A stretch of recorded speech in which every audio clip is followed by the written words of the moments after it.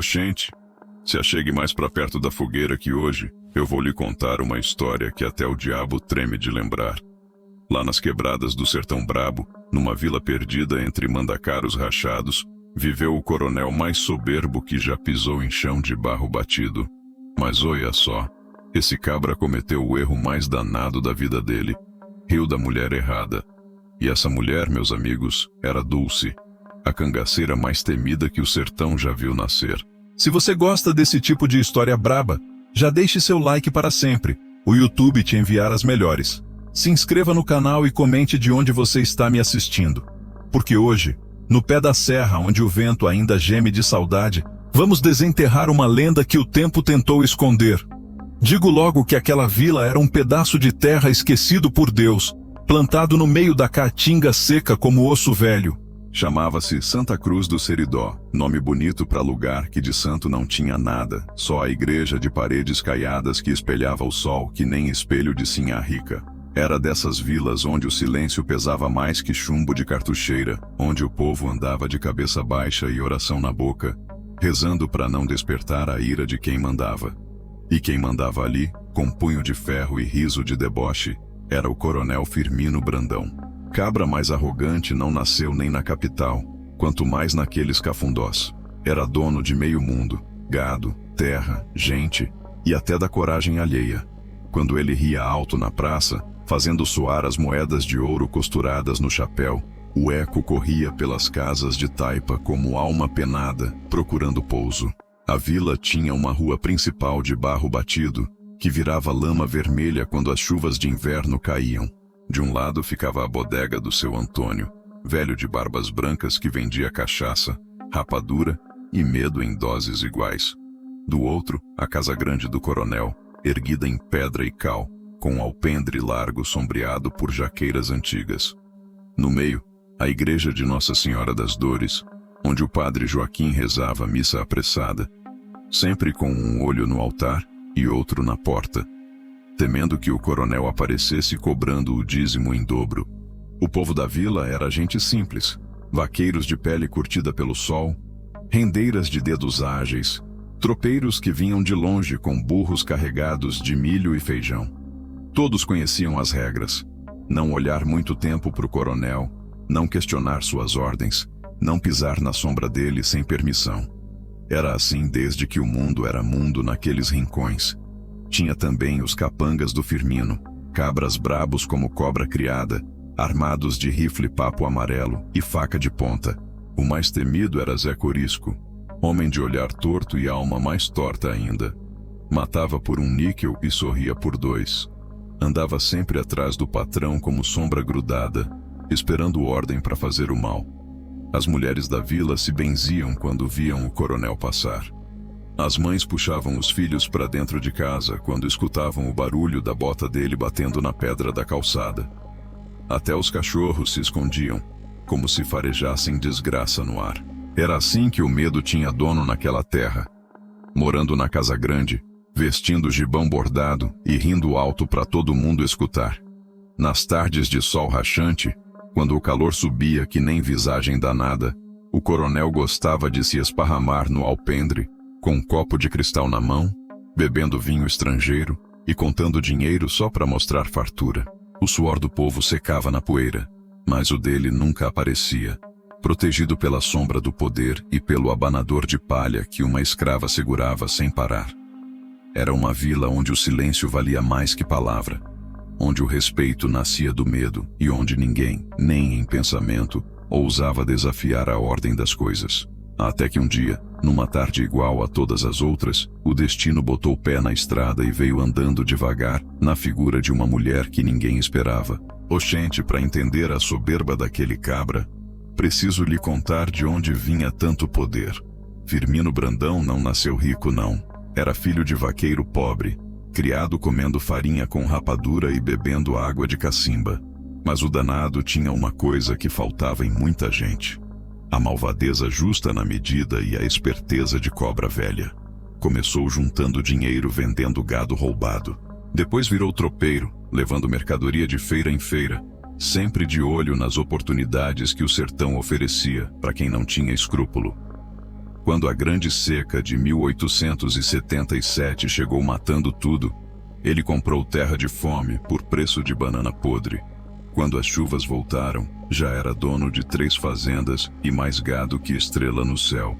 Mas não foi só a esperteza que fez dele coronel, foi a crueldade mesmo. Matou quem precisava matar, assombrou quem precisava assombrar, e quando percebeu, já mandava em tudo que se mexia naqueles rincões. O governo da capital precisava dele para manter a ordem, então mandaram a patente de coronel pelo correio, junto com um revólver de cabo de madrepérola e uma carta que dizia: faça o que precisar fazer. E ele fazia mesmo. Na cintura, sempre uma pistola de cabo de prata cravejado de pedra verde, presente de um comerciante de Recife que queria passar mercadoria contrabandeada. No dedo, um anel de ouro grosso como argola de boi, onde estava gravado o brasão inventado da família Brandão. No pescoço, uma corrente dourada com medalhão de São Jorge. Não por fé, mas por ostentação. A casa grande dele era o maior símbolo do poder. Tinha móveis trazidos de longe, espelhos com moldura dourada, relógio de parede que batia as horas como sino de igreja. Na sala principal, 2 poltronas de couro legítimo, mesa de jantar que cabia 10 pessoas, e na parede, uma espingarda inglesa que ele dizia ter ganhado do imperador. Mentira que ninguém tinha coragem de desmentir. O quarto do coronel era ainda mais arretado. Cama com colchão de crina, lençol de linho branco, travesseiro de pena de pato. Numa cômoda de madeira de lei, guardava joias roubadas, moedas de ouro de várias épocas e uma faca de cabo de marfim que usava só para descascar maçã importada. Era vaidade de cabra que nunca tinha visto luxo na infância e agora queria ostentar que nem rei de baralho. Mas o que mais inchava o peito do coronel eram os capangas. Tinha mais de 20 homens armados, espalhados pela vila e pelas fazendas, todos jurando fidelidade em troca de comida certa e proteção. Zé Corisco era o braço direito, mas tinha também Manuel Trovoada, atirador certeiro que acertava formiga a 50 metros, e João Sem Alma, que matava por prazer e cobrava barato. O povo pagava pedágio para tudo. Para passar na estrada, para vender na feira, para casar na igreja, para morrer em paz. Era um sistema que funcionava que nem relojoaria suíça. O coronel ficava rico, os capangas ficavam alimentados e o povo ficava vivo. Era a matemática simples do sertão. Nas noites de lua cheia, Firmino gostava de dar festa na casa grande. Mandava buscar sanfoneiro de longe, matava boi gordo, abria garrafa de cachaça envelhecida e chamava os poderosos da região. Era quando mostrava que tinha mais luxo que todos juntos. Pratos de porcelana, copos de cristal, charutos cubanos e até perfume francês que respingava na roupa para parecer mais importante. Era assim que o poder do coronel Firmino funcionava. Metade medo, metade ostentação, temperado com violência e coberto com uma fina camada de lei. Ninguém questionava, ninguém reclamava, ninguém sequer sonhava em desafiar. Era uma engrenagem azeitada com sangue e lubrificada com lágrima alheia, que funcionava perfeito há mais de 20 anos. Até que chegou o dia em que uma mulher pisou naquela vila sem pedir licença. Ave Maria! Se achegue para mais perto que agora a história fica braba de verdade. Era numa tarde de terça-feira, dessas que o sol desaba que nem martelo de ferreiro, quando uma figura apareceu na entrada da vila. Vinha andando devagar pela estrada de barro rachado, levantando uma nuvem de poeira vermelha que dançava no ar quente como alma penada procurando descanso. O primeiro que avistou foi Chico Boia, vaqueiro velho que passava o dia debaixo da sombra do juazeiro, vigiando o movimento da rua principal. Coçou os olhos pensando que era a visagem da quentura, mas não era não. Era uma mulher mesmo, sozinha, vinda do nada, caminhando que nem quem conhece o destino de cores salteado. Ela vestia calças de couro gastas pelo tempo, camisa de algodão que já foi branca, chapéu de abas largas puxado para baixo, cobrindo metade do rosto. Nas costas, carregava um bornal de couro curtido, e na cintura, alguma coisa que brilhava quando o sol batia em cheio. Não era pressa que ela tinha, nem cansaço que demonstrava. Era aquela caminhada de quem sabe que chegou aonde tinha que chegar. O povo começou a reparar. Primeiro as crianças, que largaram a brincadeira de bolinha de gude para espiar. Depois as mulheres, que saíram na porta das casas fazendo cara de espanto. Por último os homens, que pararam o que estavam fazendo para medir aquela estranha que chegava sem aviso. Tinha alguma coisa nela que inquietava. Talvez fosse o jeito de andar, firme demais para mulher comum. Talvez fosse o silêncio que vinha junto com ela, pesado que nem nuvem de chuva. Ou talvez fosse aquele pressentimento danado que o sertão às vezes manda, avisando que mudança grande vem vindo. Ela parou na frente da bodega do seu Antônio e pediu água. A voz saiu rouca, cansada de sol e estrada, mas tinha uma firmeza que fazia escutar com atenção. Uma cuia d'água por obséquio, disse, tirando uma moeda pequena do bolso. O velho Antônio trouxe a água ligeiro, curioso para ver o rosto da mulher, mas ela bebeu devagar, de chapéu baixo, sem levantar a cabeça. A senhora vem de longe? Perguntou o bodegueiro, mais por curiosidade que por educação. Ela ergueu os olhos pela primeira vez, e seu Antônio sentiu um arrepio correndo pela espinha. Eram olhos de quem já viu muita coisa, de quem mediu muito perigo, de quem não pedia favor, nem dava explicação. Venho, respondeu seco, secando a boca no dorso da mão. E vocês por aqui, tão tudo bem de saúde? Era pergunta estranha, mas o velho respondeu que sim, que estavam todos bem, graças a Deus. Ela assentiu, guardou a cuia, ajeitou o bornal nas costas e perguntou onde ficava a igreja. Seu Antônio apontou para o meio da rua, e ela agradeceu com um aceno de cabeça. Enquanto caminhava em direção à igreja, o povo foi se ajuntando, cochichando baixinho. Que mulher é essa? Perguntava Dona Zefinha, a rendeira mais antiga da vila. Nunca vi por aqui, não, respondia compadre Severino, coçando a barba grisalha. Deve ser retirante de alguma seca, arriscava outro. Mas todos sabiam que não era tempo de seca, nem jeito de retirante. Ela entrou na igreja e ficou uns minutos rezando. O padre Joaquim, que estava organizando os paramentos do altar, observou de longe aquela figura ajoelhada no primeiro banco, de cabeça baixa, sussurrando orações que ele não conseguia entender. Quando ela se levantou e saiu, o padre sentiu que alguma coisa tinha mudado no ar. Do lado de fora, a mulher parou na praça e olhou ao redor pela primeira vez com atenção.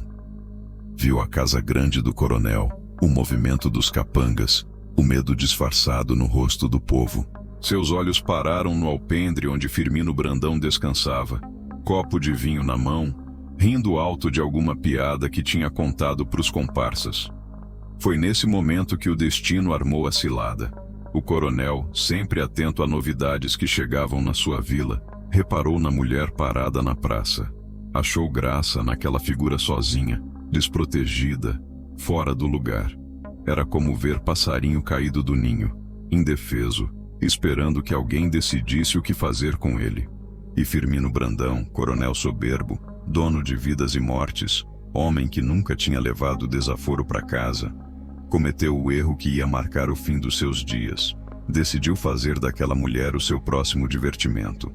A mulher que tinha vindo do caminho seco se chamava Dulce, e o coronel ainda não sabia, mas tinha acabado de escrever a própria sentença de morte. Oxente, se preparem que agora vem a parte onde o diabo soltou a língua, e o coronel cavou a própria cova com a boca. Eram umas 4 horas da tarde. Sol ainda alto queimando que nem brasa de fogão, quando Firmino Brandão levantou da poltrona de couro e desceu para o alpendre.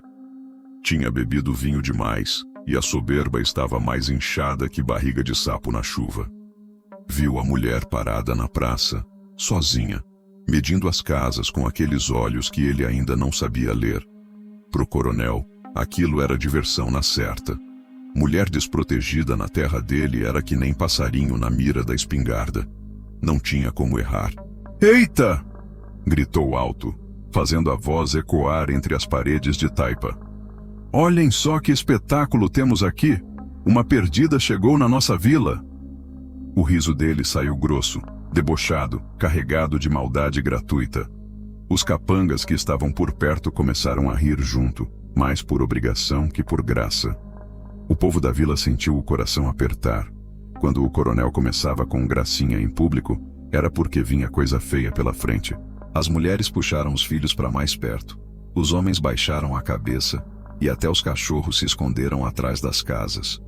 Dulce não se mexeu, nem virou a cabeça na direção do grito. Continuou parada que nem estátua de santo, olhando para a igreja, como se não tivesse escutado nada.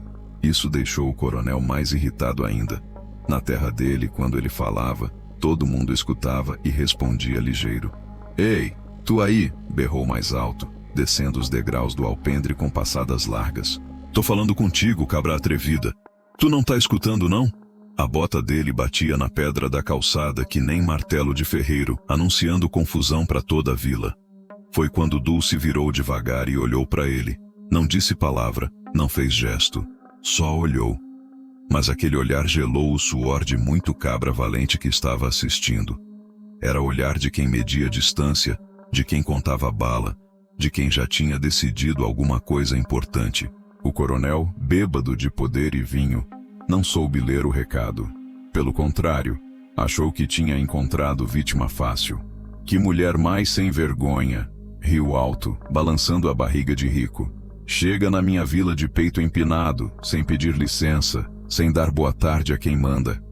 Tu tá pensando que aqui é casa da mãe Joana?" Zé Corisco e os outros capangas riram alto, palmas batendo, fazendo festa com a humilhação alheia. Era assim que funcionava. O coronel fazia o show, eles aplaudiam, e o povo assistia calado, rezando para não ser o próximo alvo. Tu deve ser dessas perdidas que andam de vila em vila procurando homem para sustentar. Pois aqui, minha filha, mulher não levanta a voz, não anda sozinha e não entra sem bater palma. A voz dele subiu mais um tom, querendo que todo mundo escutasse bem. Era exibição de poder, demonstração de quem mandava naquele pedaço de chão. Dulce continuou calada, só olhando, medindo, pesando cada palavra que escutava.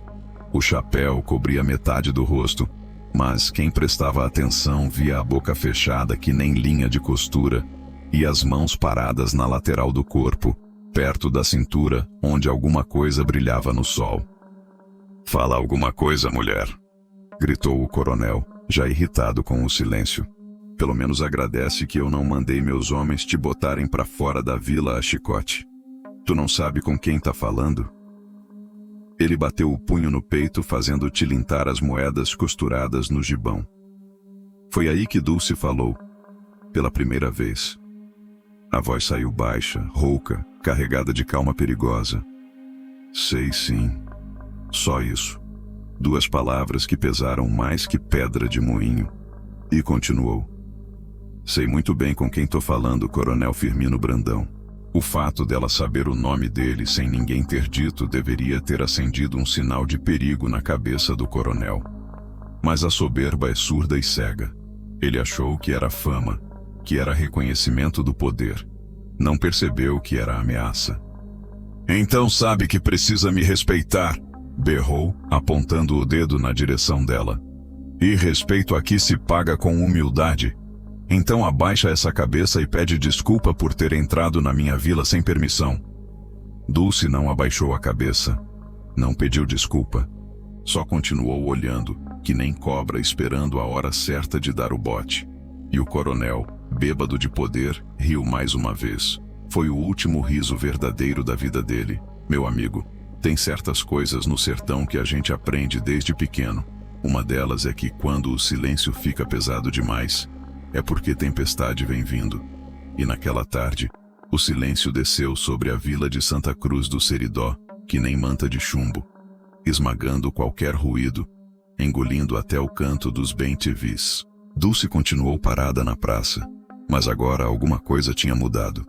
O ar ficou diferente, carregado, como fica antes da trovoada grande. Os animais sentiram primeiro. As galinhas se recolheram para os poleiros. Os cavalos empinaram as orelhas e até as cabras pararam de balir. Era como se a natureza toda tivesse percebido que ali, naquela praça de barro batido, o destino estava pesando na balança. O coronel ainda ria, mas o riso já não soava igual. Tinha uma coisa forçada nele agora, uma necessidade de mostrar que ainda mandava, que ainda controlava a situação. Tu tá ficando surda, mulher? Eu mandei tu pedir desculpa. Mas a voz dele saiu meio trêmula, como quem começa a perceber que o jogo mudou de regra sem aviso. Foi então que Dulce levantou o rosto devagar, tirou o chapéu da cabeça e deixou o sol bater em cheio nos seus olhos. E ai de quem viu aqueles olhos pela primeira vez. Eram olhos de quem já tinha medido a morte de perto, de quem conhecia o peso da pólvora e o cheiro do sangue. Olhos que tinham visto muita coisa ruim e feito coisa pior ainda. Chico Boia, que ainda estava debaixo do juazeiro, se benzeu 3 vezes seguidas. Dona Zefinha, que espiava da janela, murmurou uma ave-maria baixinho. Até os capangas do coronel sentiram um calafrio subindo pela espinha. Alguma coisa naquele olhar dizia que a brincadeira tinha acabado. Dulce deu um passo na direção do coronel. Só um passo, devagar, medido, como quem conhece o valor da distância numa briga de vida e morte. O salto da bota dela bateu na pedra da calçada com um som seco que ecoou pela vila inteira. Era um som pequeno, mas que todo mundo ouviu claro que nem sino de igreja. Coronel, ela disse, e a voz saiu diferente agora. Não era mais rouca de cansaço, era rouca de ameaça. O senhor riu de mim. Não era pergunta, era constatação. Era cobrança, era aviso. Firmino Brandão sentiu alguma coisa gelada correndo pelas veias. Era um sentimento que ele não conhecia há muito tempo. Medo. Mas a soberba é mais forte que o bom senso. E ele insistiu na besteira. E daí se ri? Tu é o quê? Rainha de algum lugar para não poder rir de ti? Dulce deu mais um passo. As mãos desceram devagar para a cintura, onde o povo agora podia ver claramente 2 pistolas de cabo de madrepérola e uma faca de lâmina longa. Não eram objetos de defesa, eram ferramentas de trabalho. E o trabalho de Dulce era coisa que fazia Coronel dormir com pesadelo. Não sou rainha, não, ela disse parando a 3 metros do coronel. Mas também não sou mulher de deixar desaforo passar em branco. A voz dela estava calma demais, perigosa demais. Era a calma de quem já tinha decidido o que ia fazer e só estava escolhendo como fazer.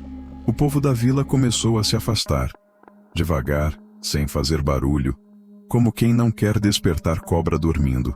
As portas foram se fechando uma por uma, as janelas sendo cerradas, e em pouco tempo só restaram na praça o coronel, seus capangas e aquela mulher que tinha trazido presságio ruim junto com a poeira da estrada. Zé Corisco colocou a mão no cabo da arma, mas parou no meio do movimento. Alguma coisa no olhar de Dulce disse para ele que seria melhor ficar quieto. Era instinto de sobrevivência, coisa que todo cabra do sertão desenvolve se quiser chegar vivo aos 40 anos. Tu tá me ameaçando? Perguntou o coronel, mas agora a voz dele já não tinha a mesma firmeza de antes. A bebedeira tinha passado de vez, substituída por uma sobriedade gelada que vinha do fundo do estômago. Dulce sorriu pela primeira vez. Não era sorriso de alegria, era sorriso de quem guarda segredo perigoso, de quem sabe coisa que os outros não sabem. Não tô ameaçando ninguém, coronel. Tô só avisando que quando alguém ri da cara de Dulce mãe de santo, essa pessoa fica devendo uma explicação. Foi aí que o nome dela caiu na praça como bomba de dinamite. Dulce mãe de santo. O coronel sentiu as pernas fraquejarem. Os capangas arregalaram os olhos. O povo que ainda espiava das frestas das janelas se benzeu em coro. Aquele nome era lenda viva no sertão. Nome que as mães usavam para assustar criança desobediente. Nome que os próprios cangaceiros sussurravam com respeito. Nome que até a força volante evitava pronunciar quando estava no mato. E agora aquele nome estava ali, na praça da vila, cobrando satisfação do coronel que tinha rido da cara errada. Agora eu vou lhe contar quem era essa mulher de verdade, porque nome no sertão não é só palavra. É peso, é história, é sangue derramado e poeira levantada. Dulce mãe de santo não era apelido de graça, não. Era título conquistado na ponta da faca e na mira do rifle, numa vida que começou dura e só foi ficando mais braba com o tempo. Nasceu numa grota perdida entre as serras do Pajeú, filha de um vaqueiro pobre que morreu pisoteado por touro bravo quando ela tinha apenas 10 anos. A mãe, mulher franzina de saúde fraca, não aguentou a viuvez e a miséria, e foi-se embora de desgosto 2 anos depois, deixando a menina órfã numa terra onde orfandade era sentença de morte. Foi criada por uma velha benzedeira chamada Mãe Teresa, cabocla sabida que conhecia os segredos das plantas, das orações e dos espíritos que rondam o sertão. Era ela quem curava a espinhela caída, rezava em quebrado e fazia os trabalhos que o povo pedia quando a vida apertava demais. Dulce aprendeu tudo: as rezas, os banhos, as simpatias e principalmente a ler o coração das pessoas só de olhar. Mas a vida não deixou ela ser só benzedeira. Quando tinha 16 anos, uma noite de lua nova, chegaram na grota uns homens de cara feia procurando refúgio. Era o bando de Antônio Silvino, cangaceiro famoso que andava tocado pela força volante. Mãe Teresa deu abrigo, comida e curou os ferimentos dos feridos, como sempre fazia com quem chegava pedindo socorro. Um dos cangaceiros era Chico Diabo, cabra de fama terrível que tinha matado mais gente que peste de seca. Pôs os olhos na menina Dulce e decidiu que ela ia ser dele, quisesse ou não. Tentou pegar ela à força numa madrugada, mas a danada já dormia com uma faca debaixo do travesseiro. Cortou a cara do cabra de orelha a orelha e disse palavras que ele nunca esqueceu. Tu pode ser diabo, mas eu sou filha de quem já conversou com o capeta no pé do Mandacaru. Chico Diabo não morreu, mas ficou marcado para sempre. E quando o bando foi embora, levou Dulce junto. Não como mulher, mas como igual. Ela tinha provado que tinha coragem de cabra macho e frieza de matador experiente. Antônio Silvino mesmo disse que preferia ter ela como aliada do que como inimiga. Durante 5 anos, Dulce rodou o sertão com os cangaceiros. Aprendeu a atirar melhor que muito homem, a cavalgar montada e em pelo, a dormir com um olho aberto e a acordar com a mão na arma. Mas principalmente aprendeu que no cangaço não existe amizade verdadeira, só interesse e medo. A fama dela cresceu quando matou 3 volantes numa emboscada perto de floresta. Usou as rezas que aprendeu com Mãe Teresa para confundir os homens, fazendo eles acreditarem que tinha visagem no mato. Enquanto os soldados atiravam nas sombras, ela flanqueou por trás e fez a festa com 2 pistolas. O povo começou a dizer que ela tinha pacto com o diabo, que sabia aparecer e desaparecer como alma penada. O apelido Mãe de Santo nasceu numa feira de Caruaru, quando ela benzeu uma criança que estava morrendo de quebranto e a menina melhorou na mesma hora. O povo começou a procurar ela não só por causa do medo, mas também por causa da fé. Era coisa rara, cangaceira que curava e matava com a mesma facilidade. Dulce se separou do bando de Antônio Silvino quando descobriu que Chico Diabo, aquele que ela tinha marcado anos antes, estava planejando matá-la pelas costas. Numa noite de São João, enquanto o pessoal dançava forró ao redor da fogueira, ela se aproximou dele por trás e enfiou a faca nas costelas. Antes dele morrer, sussurrou no ouvido: eu avisei que era filha de quem conversa com capeta. Desde então, rodava o sertão sozinha ou com 2 ou 3 companheiros de confiança. Não atacava por dinheiro só, mas também por justiça. Matava coronel ladrão, delegado corrupto, padre safado. Por isso o povo tinha respeito e não só medo. Era cangaceira, mas era cangaceira com código de honra. Agora, parada naquela praça, ela olhava para Firmino Brandão e via tudo que odiava: soberba sem motivo, poder sem justiça, maldade gratuita. Era exatamente o tipo de cabra que ela fazia questão de visitar quando passava por uma vila. E o coronel, mesmo sabendo quem ela era, ainda não entendeu que tinha cavado a própria sepultura com o riso debochado daquela tarde. Oxente, agora que vocês sabem quem era Dulce de verdade, deixem eu contar as histórias que corriam de boca em boca pelos 4 cantos do sertão. Porque nome de cangaceiro não se faz da noite pro dia, não. É construído gota a gota, bala a bala, numa trilha de sangue e pólvora que vai deixando marca na memória do povo. Era Dulce Mãe de Santo que tinha enforcado o delegado Zé Pequeno numa árvore de umbuzeiro, lá nos cafundós de Afogados da Engazeira. O cabra era conhecido por torturar prisioneiro e estuprar as mulheres dos cangaceiros presos. Ela chegou de noite na delegacia sozinha, vestida de beata, pedindo para confessar um pecado. Quando o danado abriu a cela pensando que ia se divertir, encontrou foi a morte de chapéu na cabeça e reza na boca. Era ela também que tinha queimado vivo o coronel Antônio Moreira, lá pro lado de Petrolina. O desgraçado tinha mandado matar uma família inteira de pequenos criadores só para tomar a terra deles. Dulce esperou o dia da festa de casamento da filha do coronel, entrou na igreja vestida de convidada. E na hora que o padre perguntou se alguém se opunha ao casamento, ela se levantou e disse: "Eu me oponho, porque quem casa com sangue nas mãos não merece bênção." Tacou fogo na casa grande com o coronel trancado dentro. Tinha também a história do Major Justino, que controlava o movimento do porto de Cabrobó. Cobrava pedágio de tudo que passava no São Francisco e matava quem não pagava. Dulce chegou numa balsa cheia de romeiros que iam para Juazeiro, fingindo ser beata também. Quando o major subiu para cobrar a taxa, ela puxou a pistola e disse: "Major, sua taxa hoje é a vida. Tá caro demais." Jogou o corpo dele no rio para os piranhas jantarem. Mas a história que mais assombrava era a da feira de Caruaru. Dulce tinha chegado numa segunda-feira de manhã, quando o movimento estava no auge. Tinha sabido que um bando de ladrões de gado estava vendendo res roubado de pequenos criadores. Não era só roubo, era roubo de pobre, que é o pecado que mais incomoda no sertão. Ela se passou por compradora, negociou o preço de 20 cabeças, marcou de encontrar os ladrões na saída da cidade ao meio-dia. Quando os cabras chegaram com o gado, encontraram Dulce esperando com 2 pistolas nas mãos e aquele sorriso gelado que já tinha mandado muita gente pro outro lado. "Onde estão os donos verdadeiros dessas reses?" perguntou ela, apontando a arma pros 3 ladrões. Um deles, mais corajoso ou mais besta, tentou sacar a faca. Dulce acertou a mão dele de primeira, fazendo a lâmina voar longe. "Eu perguntei onde estão os donos, não onde está sua coragem", disse ela, fria que nem geada de julho.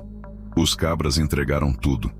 Os nomes dos criadores roubados, onde estava o restante do gado, até o nome da mãe confessaram. Dulce mandou eles devolverem tudo e ainda pagarem uma indenização. Quem não concordasse, ela dizia que ia fazer visita de madrugada, para conversar sobre moral cristã debaixo da luz da lua. Por isso que o nome de Dulce Mãe de Santo era sussurrado com respeito em todo canto. Não era só medo do que ela podia fazer. Era também admiração pelo que ela fazia. Era cangaceira, sim, mas era cangaceira com senso de justiça. Não roubava de pobre, não matava inocente, não estuprava mulher. Código de honra que muito homem que se dizia direito não seguia. As mães do sertão contavam a história dela para os filhos como exemplo de que no mundo existe justiça, mesmo que venha de onde menos se espera. "Se tu for homem direito", diziam, "Dulce Mãe de Santo vai te proteger. Se for safado, vai te encontrar." Era por isso que naquela tarde na vila de Santa Cruz do Seridó, quando o povo escutou o nome dela sendo pronunciado na praça, o medo mudou de lado. Não era mais medo de Dulce. Era medo pelo coronel Firmino Brandão, que tinha mexido com cobra venenosa achando que era minhoca de jardim. E o coronel, mesmo sabendo de todas essas histórias, mesmo vendo o terror estampado no rosto dos seus próprios capangas, ainda achou que podia sair dessa numa boa. Era soberba ou era burrice? No sertão, as duas coisas andam sempre de mãos dadas. Ave Maria, tem hora que a gente olha para trás e pensa: como é que um cabra pode ser tão cego assim? Porque o coronel Firmino Brandão tinha todos os avisos na cara, todos os sinais gritando perigo, mas a soberba é que nem catarata no olho, deixa o homem enxergar só o que quer enxergar. Primeiro aviso foi quando Dulce disse o nome dele sem ninguém ter apresentado. No sertão, quando estranho sabe seu nome sem você falar, é porque andou perguntando ou porque já te conhecia de antes. E quem conhece Coronel de antes geralmente não vem fazer visita de cortesia. Segundo aviso foi o jeito dela andar. Firmino, que se achava conhecedor de gente, deveria ter reparado que Dulce não caminhava que nem retirante. Retirante anda curvado, cansado, pedindo favor com o corpo. Ela andava ereta, medindo distância, calculando o ângulo. Era andar de quem está acostumado a entrar em território inimigo. Terceiro aviso foi as armas. Aquelas pistolas de cabo de madrepérola não eram ferro de defesa não. Eram instrumento de trabalho de quem vivia da profissão mais perigosa do mundo. E a faca? Jesus Cristo, aquela faca tinha lâmina de mais de 1 palmo, afiada que nem navalha de barbeiro. Não era para cortar queijo de cabra não. Mas o coronel, cego de soberba, preferiu acreditar que era só mulher perdida querendo chamar atenção. Deve ser dessas que se faz de valente para impressionar, pensou ele. Mas na hora do aperto chora que nem criança. Quarto aviso foi o silêncio dela. Gente humilde fala demais quando fica nervosa, pedindo desculpa, explicando a vida. Dulce falava pouco e pesado, escolhendo palavra que nem atirador escolhe bala. Cada frase dela era calculada para causar efeito. Quinto aviso foi o comportamento dos próprios capangas. Zé Corisco, que nunca tinha tido medo de nada nem de ninguém, estava com a mão tremendo na coronha da arma. Manuel Trovoada, atirador certeiro, suava frio mesmo debaixo da sombra. João sem alma, que matava por prazer, estava rezando baixinho. Quando o cabra experiente fica assombrado, é porque farejou perigo de verdade. Sexto aviso foi a reação do povo. Em 20 anos mandando naquela vila, o coronel nunca tinha visto o pessoal se esconder tão ligeiro. Nem quando chegava a notícia de que a força volante vinha perseguindo o cangaceiro, o povo sumia assim tão rápido. Era como se tivessem cheirado fogo no ar. Mas não foi só cegueira que perdeu o coronel. Foi também orgulho ferido, porque Dulce não tinha se humilhado na frente dele, não tinha pedido desculpa, não tinha baixado a cabeça. Para um homem acostumado a ser obedecido sem questionamento, aquilo era afronta que ardia que nem pimenta no olho. Ela tá me testando, pensou Firmino. Quer ver se eu tenho coragem mesmo ou se é só fama, pois vai ver que Firmino Brandão não é coronel de brincadeira. Era exatamente o tipo de pensamento que já tinha levado muito cabra valente para o cemitério antes da hora. O erro maior foi quando ele resolveu dobrar a aposta.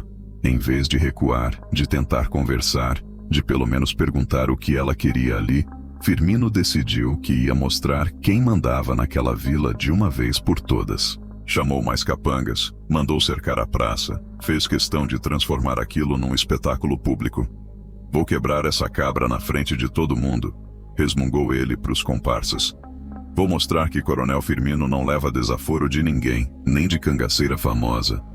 Era como se estivesse cavando a própria cova com uma enxada de soberba. Sétimo e último aviso foi quando Dulce sorriu. Não era sorriso de alegria, de deboche ou de nervosismo. Era sorriso de quem acabou de tomar uma decisão importante. No sertão, quando o cangaceiro sorri assim, é porque contou bala, mediu distância e achou que as contas fecham a favor dele. Mas o coronel, cego pela arrogância, interpretou aquele sorriso como medo disfarçado. Agora ela viu que meteu os pés pelas mãos. Pensou, tá tentando sair dessa no jeitinho, mas já era. Vou ensinar ela a respeitar quem manda. Foi aí que Firmino Brandão cometeu o erro que ia custar a vida dele. Mandou os capangas avançarem. Sem saber que estava dando a primeira cartada de um jogo que Dulce Mãe de Santo jogava há mais de 10 anos sem perder uma só partida. Oxente, quando a coisa ficou feia de verdade, foi que o povo da vila mostrou quem era quem. Porque no sertão, na hora do aperto, cada um toma seu lado, e não adianta fingir que é neutro quando bala tá zoando e sangue tá pingando. A vila se dividiu em 3 grupos bem claros. Primeiro, os que tinham medo de Dulce e queriam avisar o coronel para ele parar com a bobagem antes que a desgraça descesse de vez. Segundo, os que tinham ódio do coronel e torciam baixinho para Dulce dar uma lição nele. E terceiro, os espertos que não queriam saber de lado nenhum e só queriam sumir antes que a poeira baixasse. Do primeiro grupo fazia parte o padre Joaquim, homem de bem que não suportava violência. mesmo quando era contra quem merecia. Ele tentou se aproximar do coronel para pedir calma, mas Firmino mandou ele voltar para a igreja e cuidar das orações, que de conselhos ele não precisava. Padre que se mete em coisa de homem vira mártir ligeiro, rosnou o coronel, fazendo o pobre do padre recuar assombrado. Seu Antônio, o bodegueiro, também tentou interferir. Chegou perto do coronel e sussurrou no ouvido: "Patrão, melhor o senhor deixar essa mulher seguir viagem. Ela tem cara de quem não veio aqui passear, não." Mas Firmino empurrou o velho para trás e disse: "Tu tá ficando gagá, Antônio. É só uma perdida querendo dar uma de valente." Do segundo grupo, o que torcia por Dulce escondido, fazia parte quase todo mundo que tinha sofrido na mão do coronel. Era muita gente. Vaqueiro que tinha apanhado sem motivo, comerciante que tinha sido roubado no imposto, mulher que tinha sido desrespeitada, família que tinha perdido terra para a ganância do poderoso. Chico Boia, o vaqueiro velho, murmurava baixinho pro compadre Severino: "Oxalá essa cabra deu uma surra nesse desgraçado. Já tá na hora de alguém mostrar para ele que não é dono do mundo." Mas falava bem baixinho, porque ainda tinha medo da vingança. Dona Zefinha, a rendeira, rezava alto para todo mundo escutar: "Santa Rita das causas impossíveis, dai força para quem luta pela justiça nessa terra." Era reza dupla, pedia proteção para Dulce e castigo para o coronel, tudo na mesma Ave Maria. O terceiro grupo, dos que queriam só se esconder, era comandado pelo comerciante mais rico da vila depois do coronel, seu Raimundo Pereira. Homem esperto que sabia que quando o elefante briga, formiga que tá no meio se dana. Ele fechou a loja ligeiro, trancou a família em casa e avisou os vizinhos: "Quem for inteligente vai para dentro de casa e só sai quando o sol nascer amanhã." Muita gente seguiu o conselho. Em meia hora, a rua principal estava quase vazia, só com o coronel, os capangas e Dulce na praça. As janelas tinham gente espiando pelas frestas, mas de longe, prontos para se abaixar na primeira manifestação de tiro. Mas tinha também os que não conseguiam se decidir. Ficavam na dúvida entre a curiosidade e o medo, entre a vontade de ver o coronel levar uma lição e o terror de estar perto quando a confusão começasse. O açougueiro Manuel Gordo estava nesse grupo. Ficava aparecendo na porta do açougue, olhando a praça, depois sumindo para dentro, depois aparecendo de novo. A mulher dele gritava lá de dentro: "Manuel, vem pra cá, cabra besta. Tu quer morrer por causa de curiosidade?" A tensão foi subindo que nem maré de Cisígia. O silêncio pesava tanto que dava para ouvir o coração das pessoas batendo. Até os animais estavam inquietos. Os cavalos empinavam as orelhas, as galinhas se recolheram para os poleiros e os cachorros sumiram todos, como se pressentissem tempestade. Era como se a vila toda tivesse prendido a respiração, esperando o primeiro movimento, a primeira palavra, o primeiro tiro que ia decidir o destino de todo mundo. Porque quando cangaceiro e coronel se enfrentam, não é só briga entre dois. É guerra que afeta a vida de toda a comunidade. Dulce continuava parada no mesmo lugar, mas agora tinha alguma coisa diferente no ar ao redor dela. Era como se ela tivesse crescido, se tornado maior, mais perigosa. Os capangas do coronel, mesmo sendo 10 contra 1, pareciam pequenos perto dela. E foi nesse momento de tensão máxima, com a vila dividida pelo medo e a praça silenciosa que nem cemitério, que o coronel Firmino Brandão fez a besteira final. Mandou seus homens avançarem. A guerra tinha começado. E todo mundo sabia que, quando a poeira baixasse, Santa Cruz do Seridó nunca mais seria a mesma vila de antes. Meu amigo, quando o coronel mandou os capangas avançarem, parecia que o próprio tempo parou para ver o que ia acontecer. Era como se até Deus tivesse se debruçado do céu para não perder o espetáculo. O vento parou de soprar, os pássaros calaram o canto, e até as folhas das árvores ficaram quietas que nem alma de defunto em dia de finados. Dulce olhou para os homens se aproximando e fez uma coisa que ninguém esperava. Sorriu. Não era sorriso de nervoso nem de medo. Era sorriso de quem acabou de ver as cartas do adversário e descobriu que o jogo estava ganho antes mesmo de começar. Devagar, ela tirou o chapéu da cabeça, balançou os cabelos no vento e disse numa voz que todo mundo escutou claro: "Coronel, última chance de parar essa besteira." E Firmino, vermelho de raiva, gritou para os capangas: "Prendem essa desgraçada, mas prendem viva que eu quero me divertir com ela depois." Era a fala de homem que não sabia que estava assinando a própria sentença de morte com palavras de covarde. Dulce guardou o chapéu no bornal, ajeitou as pistolas na cintura e disse algo que gelou o sangue de quem escutou: "Que seja feita a vontade do coronel." Depois, para surpresa geral, começou a andar devagar em direção à igreja, como se fosse rezar antes de dormir. Os capangas ficaram sem entender. Zé Corisco olhou para o coronel procurando ordem. Manuel Trovoada coçou a cabeça confuso, e João sem alma até baixou a arma, achando que a mulher tinha desistido da briga. "Ela tá fugindo!" gritou o coronel. "Corram atrás!"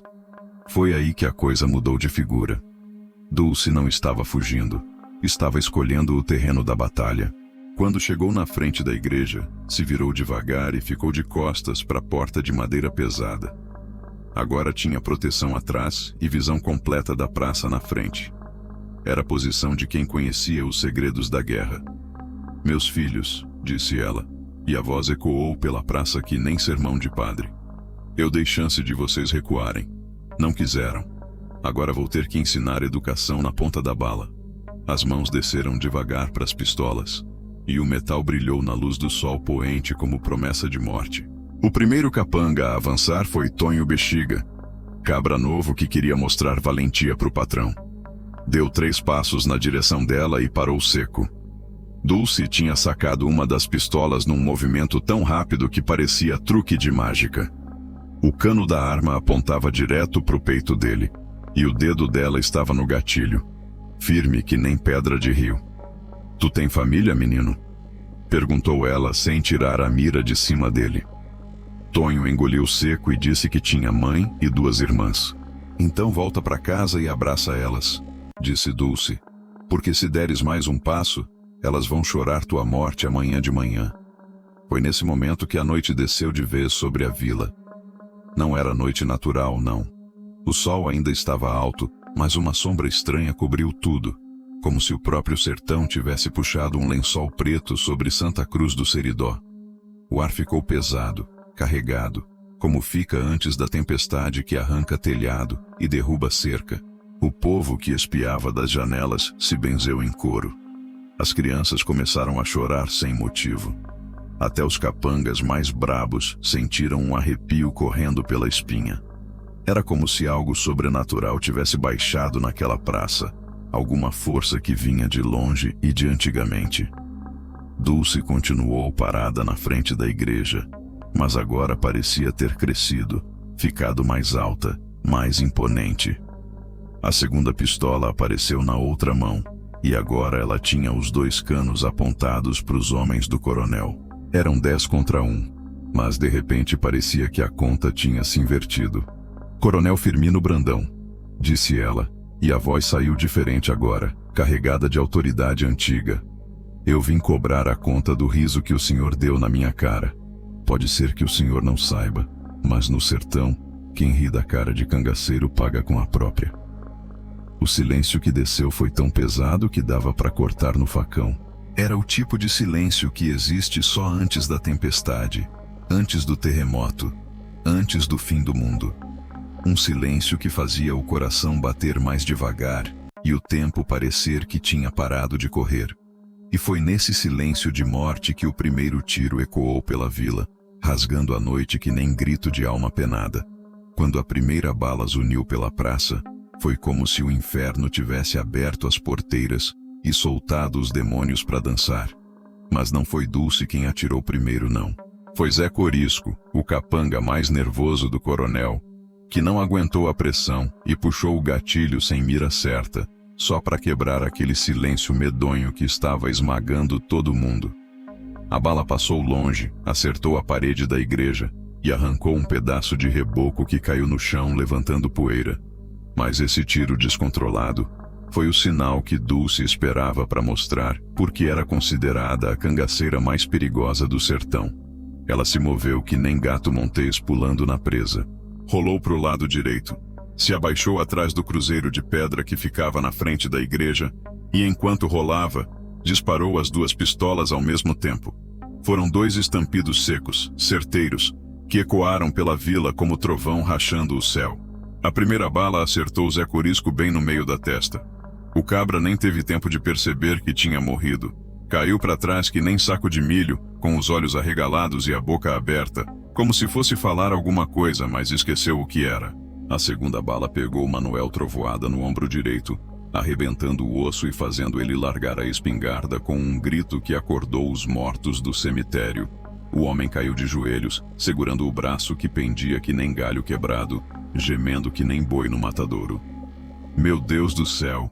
gritou o padre Joaquim de dentro da igreja, se benzendo ligeiro e pedindo misericórdia para as almas que iam partir naquela noite. Mas Dulce não estava no humor de dar misericórdia. Estava no humor de ensinar respeito. Os outros capangas ficaram parados que nem estátua de sal, sem saber se corriam, se atiravam ou se pediam arrego. Era a primeira vez na vida que viam alguém matar dois homens experientes em menos de 3 segundos. João sem alma, que achava que era o mais perigoso da vila, sentiu as pernas amolecendo e uma vontade danada de estar em qualquer lugar que não fosse ali. O coronel, protegido atrás dos homens, berrou que nem touro furado: "Matam essa desgraçada! Matam logo!" Mas a voz dele saiu trêmula, sem a firmeza de sempre. Era a voz de homem que começou a perceber que tinha mexido com cobra venenosa. Dulce se levantou devagar de trás do cruzeiro, recarregou as pistolas num movimento fluido que parecia dança e chamou pelo nome: Tonho Bexiga. O rapaz, que tinha ficado petrificado no meio da praça, olhou para ela com olhos arregalados de susto. "Eu te avisei para voltar para casa, menino", disse ela com voz de mãe advertindo o filho teimoso. "Agora é tarde demais, tu tá no meio da guerra." Tonho tentou correr, mas as pernas não obedeceram. O medo tinha gelado o sangue dele como geada de julho. Foi quando João sem alma resolveu tentar a sorte. Puxou a faca comprida e partiu para cima de Dulce, gritando que nem índio brabo, pensando que ia pegar ela de surpresa. Era a tática que funcionava com gente comum, mas Dulce não era gente comum. Era fera acostumada a caçar e ser caçada. Ela esperou ele chegar perto, esquivou do primeiro golpe inclinando o corpo, e numa rasteira que aprendeu com os cangaceiros de Antônio Silvino, derrubou João no chão. Antes dele se levantar, enfiou a faca de cabo de prata nas costelas dele, direto no coração. "João", disse ela, inclinando para perto do ouvido do moribundo, "tu pode não ter alma mesmo, mas tinha coração. Pena que agora tá furado." O cabra morreu com os olhos abertos, ainda tentando entender como uma mulher sozinha tinha acabado com ele tão fácil. Agora já eram 3 mortos na praça, e o cheiro de sangue começou a subir no ar quente da tarde. Os outros capangas se olharam e viram o medo espelhado uns nos outros. Aquela não era briga comum. Aquela era execução. E eles eram os condenados. Dulce limpou a lâmina da faca na roupa de João sem alma. Se levantou devagar e olhou para os homens que sobraram. Eram ainda 7, contando com o coronel, mas dava para ver no rosto de cada um que a coragem tinha ido embora junto com os companheiros mortos. "Coronel", disse ela, apontando a pistola na direção de Firmino, que se escondia atrás dos capangas como covarde que era, "seus homens estão morrendo por causa da sua soberba. Não seria mais cristão parar por aqui?" Firmino, roxo de raiva e medo misturados, gritou: "Nunca! Eu sou Coronel Firmino Brandão. Não vou me humilhar para uma cangaceira vagabunda." Dulce suspirou fundo, como se lamentasse ter que continuar o serviço. "Que seja feita sua vontade", disse ela. "Mas aviso logo, de agora em diante não vai sobrar nenhum para contar história." E aí foi que começou o verdadeiro inferno na vila de Santa Cruz do Seridó. "Ave Maria!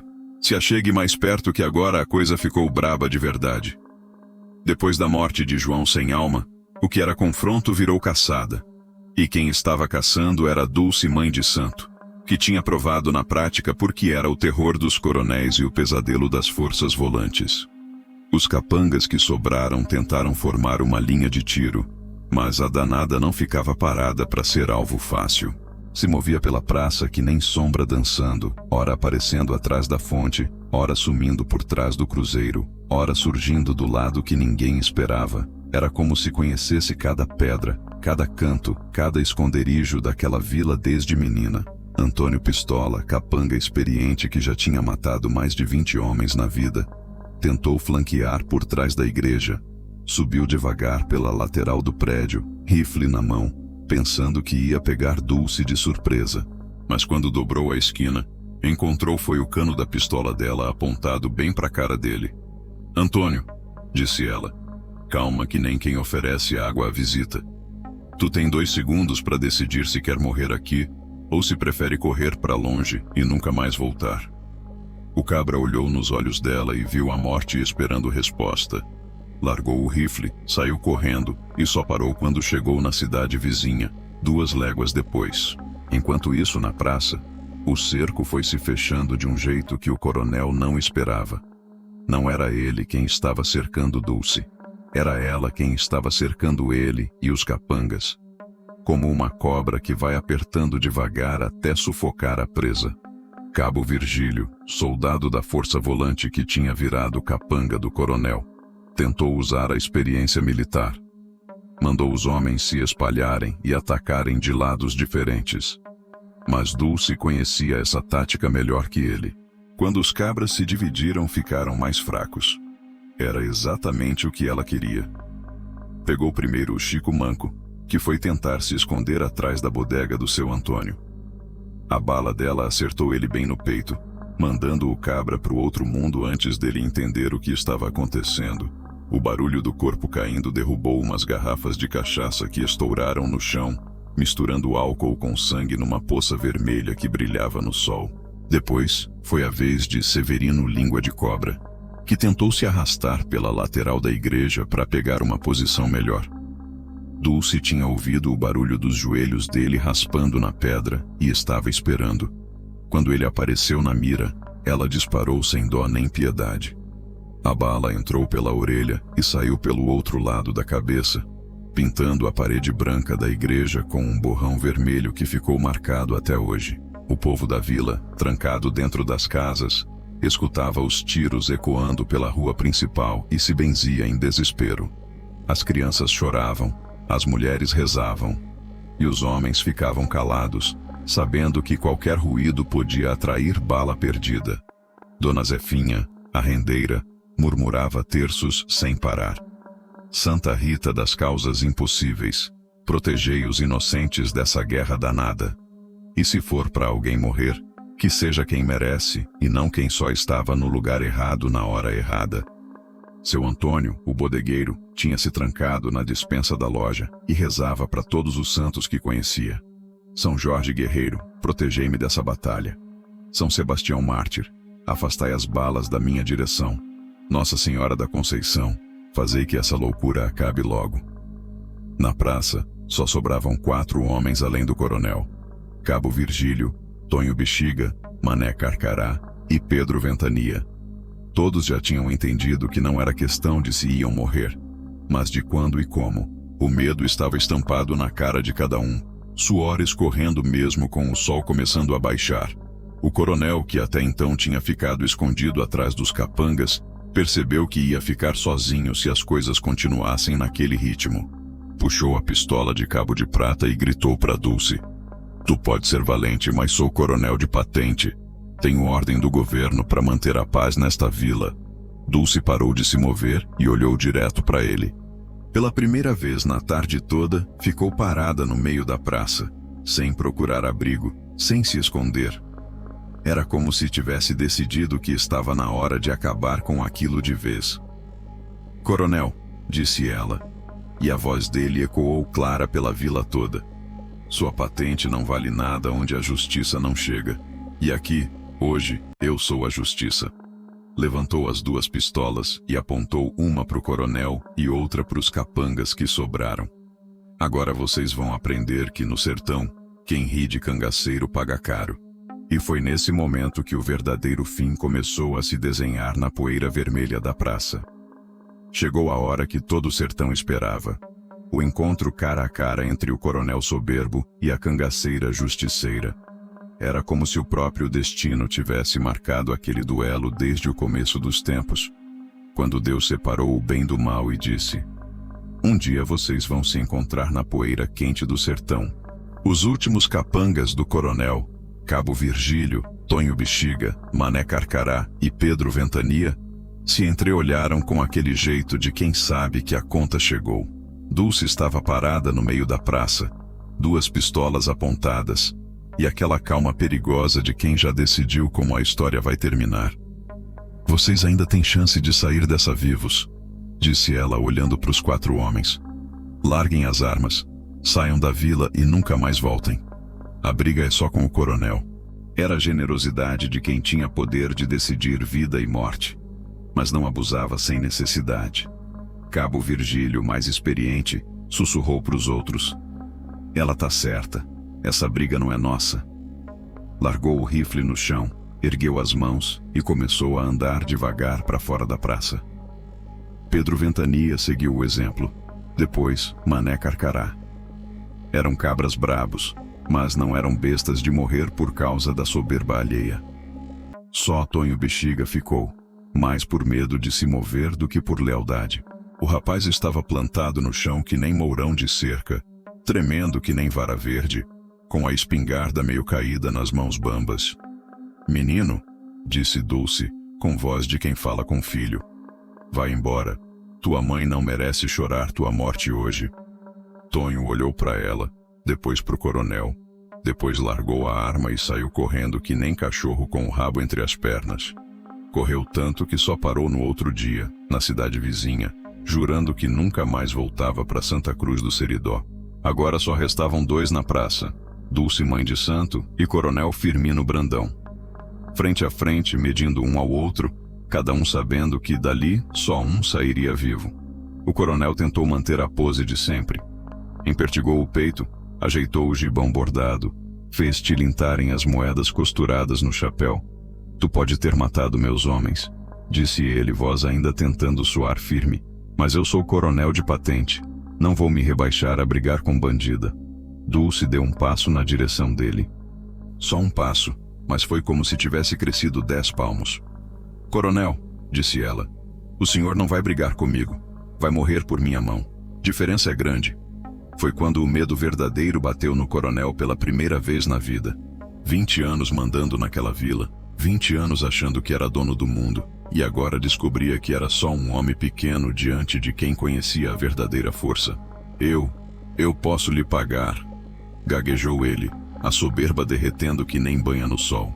Tenho ouro, tenho terra, tenho gado, diga o que quiser. Dulce balançou a cabeça devagar, com pena daquele homem que não entendia que algumas contas não se pagam com dinheiro. Coronel, ouro não compra dignidade, terra não compra respeito, e gado não compra o perdão por uma vida inteira de maldade. O coronel tentou sacar a pistola de cabo de prata, mas a mão tremia tanto que quase derrubou a arma. Dulce esperou ele completar o movimento, dando a chance de morrer como um homem, mesmo sendo covarde. Última palavra, coronel, disse ela. Quer pedir perdão pelo mal que fez a tanta gente? Quer ao menos reconhecer que errou? Firmino Brandão olhou para ela, e mesmo com a morte na cara, não conseguiu engolir a soberba. Nunca, berrou ele. Sou o coronel Firmino Brandão, não peço desculpa para cangaceiro vagabundo. Dulce suspirou fundo, como se lamentasse ter que fazer o que ia fazer. Então que Deus tenha piedade da sua alma, disse ela, porque eu não vou ter. O tiro dela ecoou pela vila que nem trovão rachando o mundo. Certeiro, limpo, sem dor desnecessária. O coronel caiu para trás com os braços abertos, olhando para o céu que ele achava que mandava, mas que nunca tinha lhe pertencido. A praça ficou em silêncio. Era um silêncio diferente do medo. Era silêncio de justiça feita, de conta acertada, de mundo que voltava ao prumo depois de anos torto. Quando a poeira baixou e o eco do último tiro morreu no ar, a vila de Santa Cruz do Seridó pareceu acordar de um pesadelo longo. O coronel Firmino Brandão estava estirado no chão da praça, os olhos abertos mirando o céu azul que ele nunca mais ia ver, as moedas de ouro espalhadas ao redor do chapéu caído. Dulce guardou as pistolas devagar, olhou para o corpo do homem que tinha aterrorizado aquela gente por tantos anos, e disse baixinho: "Descanse em paz, coronel, e que Deus lhe perdoe o que eu não consegui perdoar." Era a oração de quem faz justiça, mas não perde a humanidade. As portas começaram a se abrir uma por uma. Primeiro, o padre Joaquim saiu da igreja, se benzendo e murmurando orações pelos mortos. Depois, seu Antônio apareceu na bodega, ainda tremendo, mas curioso para ver se era verdade que o terror tinha acabado. Em poucos minutos, o povo todo estava na praça, cercando Dulce com aquele misto de medo e gratidão que só quem foi liberto entende. "Ele morreu mesmo?" perguntou Dona Zefinha, a rendeira que por tantos anos tinha baixado a cabeça quando o coronel passava. Dulce assentiu, e a mulher caiu de joelhos ali mesmo, agradecendo aos santos pela liberdade que chegara. Chico Boia, o vaqueiro velho, se aproximou devagar. "Moça", disse ele tirando o chapéu da cabeça, "a gente não tem como pagar o que a senhora fez por nós, mas de agora em diante, seu nome vai ser bendito nesta vila." Dulce olhou para aquele povo humilde, gente que tinha sofrido por tanto tempo nas mãos de um tirano, e sentiu que a justiça tinha sido feita de verdade. Não era vingança, era libertação. "Não fiz nada demais", disse ela. "Só cobrei uma conta que estava em aberto. Agora vocês são livres para viver sem medo." Pegou o bornal de couro, ajeitou o chapéu na cabeça e se preparou para partir. "A senhora não vai ficar?" perguntou o padre Joaquim. "Este povo vai precisar de alguém para organizar as coisas, para trazer ordem sem tirania." Dulce balançou a cabeça. "Meu lugar não é aqui, padre. Sou do caminho, do mato, da estrada. Vocês vão saber se organizar sozinhos. E vão fazer melhor que qualquer coronel." Ela apontou para o corpo de Firmino. "Enterrem ele com dignidade. Todo mundo merece descanso, mesmo quem errou na vida." Antes de partir, Dulce fez questão de passar na frente da casa grande do coronel. Estava vazia, abandonada, cheia de luxo inútil e lembranças ruins. Pegou algumas moedas de ouro de um cofre que encontrou aberto e saiu distribuindo para os mais pobres da vila. "Esse ouro foi tirado de vocês durante anos", disse ela para Dona Maria, viúva que criava 3 filhos sozinha. "Agora volta para o lugar certo."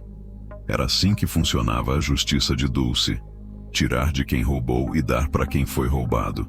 Quando o sol começou a se pôr atrás da serra, pintando o céu de vermelho que nem sangue lavado pela chuva, Dulce estava pronta para partir. O povo todo se juntou na entrada da vila para se despedir. "Para onde a senhora vai agora?" perguntou Tonho Bexiga, que tinha voltado quando soube que tudo acabou em paz. Dulce apontou para o horizonte, onde a estrada sumia entre os mandacaros. "Vou para onde o vento me levar. Onde houver injustiça para ser corrigida, lá eu vou estar." Era promessa e era ameaça, dependendo de quem escutava. "E se algum outro coronel ruim vier para cá?" perguntou seu Antônio. Dulce sorriu, aquele sorriso que já tinha gelado o sangue de tanto cabra poderoso. "Diga para ele que Dulce Mãe de Santo passou por aqui e deixou o recado. Coronel que maltrata o povo não dura muito nestas paragens." Ela montou no cavalo que tinha deixado amarrado na saída da vila, acenou para o povo e partiu devagar, levantando uma nuvem de poeira vermelha que dançou no ar até ela sumir de vista. A vila ficou em silêncio por alguns minutos, saboreando uma coisa que não conhecia há muito tempo: a paz de quem dorme sem medo. Meus amigos, passou-se muito tempo desde aquela tarde em que Dulce Mãe de Santo pisou na vila de Santa Cruz do Seridó e mudou o destino de todo mundo. Os anos correram que nem água de rio na cheia, levando embora as dores e deixando só as lembranças boas. A vila prosperou como nunca tinha prosperado antes. Sem a mão pesada do coronel, o povo pôde trabalhar em paz, plantar sem medo, criar os filhos com esperança. Seu Antônio virou o comerciante mais honesto da região. Dona Zefinha ensinou renda para moças de toda a redondeza, E Chico Boia se tornou o contador oficial das histórias da vila. A casa grande do coronel foi transformada numa escola onde as crianças aprendiam a ler e escrever. O padre Joaquim dizia que era assim que se combatia a ignorância que deixava o povo indefeso contra os tiranos. Quem sabe ler não se deixa enganar fácil, ensinava ele para os meninos. A praça onde aconteceu o confronto virou lugar sagrado. Ali foi erguido um cruzeiro de pedra com uma placa que dizia: em memória de todos que morreram por justiça. Não tinha o nome do coronel, mas tinha o de Dulce, gravado com carinho na pedra lisa. E Dulce? Nunca mais ninguém soube dela com certeza. Uns diziam que tinha sido vista em Feira de Santana, defendendo uma viúva contra um delegado corrupto. Outros juravam que apareceu em Caruaru, protegendo uma família de pequenos criadores contra um latifundiário ganancioso. Tinha quem dissesse que morreu numa batalha contra a força volante, e quem garantisse que ainda andava por aí, velha e sábia, benzendo criança doente e ensinando justiça para os novos cangaceiros. A verdade é que Dulce virou lenda, virou aquele tipo de história que as mães contam para os filhos para ensinar que no mundo existe justiça, mesmo quando ela demora para chegar. Virou esperança de que sempre vai ter alguém para defender os fracos contra os poderosos sem escrúpulo. Nas noites de lua cheia, quando o vento sopra forte na Caatinga, o povo de Santa Cruz do Seridó ainda escuta o eco distante de cascos de cavalo batendo na estrada. Dizem que é Dulce passando, verificando se tudo continua em ordem, se não apareceu outro tirano para oprimir o povo. As crianças cresceram ouvindo as histórias dela. Aprenderam que coragem não é não ter medo, mas fazer o certo mesmo com medo. Que justiça não é vingança, mas dar a cada um o que merece. Que poder verdadeiro não vem da força, mas do respeito que se conquista com dignidade. Hoje, quem passa por Santa Cruz do Seridó encontra uma vila próspera, onde o povo trabalha sorrindo e as crianças brincam sem medo na mesma praça, onde um dia ecoaram os tiros da liberdade. Na igreja, tem uma imagem de Nossa Senhora Aparecida, que foi presente de uma devota anônima. Dizem que foi Dulce, agradecendo pela proteção durante a batalha. O nome do coronel Firmino Brandão foi esquecido. Ninguém mais fala dele. Ninguém mais lembra das maldades que fez. Morreu com o silêncio que mereceu, enterrado no esquecimento que é o destino dos tiranos. Mas o nome de Dulce Mãe de Santo? Esse virou canção de repentista, história de cordel, reza de benzedeira. Virou símbolo de que no sertão, por mais dura que seja a vida, sempre tem alguém pronto para enfrentar a injustiça de peito aberto e alma limpa. E assim, meus camaradas, termina a história da cangaceira que fez um coronel pagar caro por ter rido da cara errada. História que o vento ainda carrega pelas veredas secas, sussurrando pros ouvidos de quem sabe escutar que a justiça verdadeira nunca morre, só muda de forma. Porque no sertão brabo, entre Mandacaros e Juremas, onde o sol racheia a terra e a sede queima a garganta, ainda ecoam as palavras de quem não se dobrou diante da maldade. Ainda ressoa o trotear do cavalo de quem levou esperança para quem não tinha mais nada. Quem morreu não calou. Virou canto no vento, reza no mato, memória viva entre os cabras que ainda acreditam na justiça. Dulce Mãe de Santo virou lenda, mas sua coragem virou exemplo que nenhum tempo apaga. E enquanto houver sertão para contar história, seu nome vai ecoar forte e claro, no rastro da pólvora.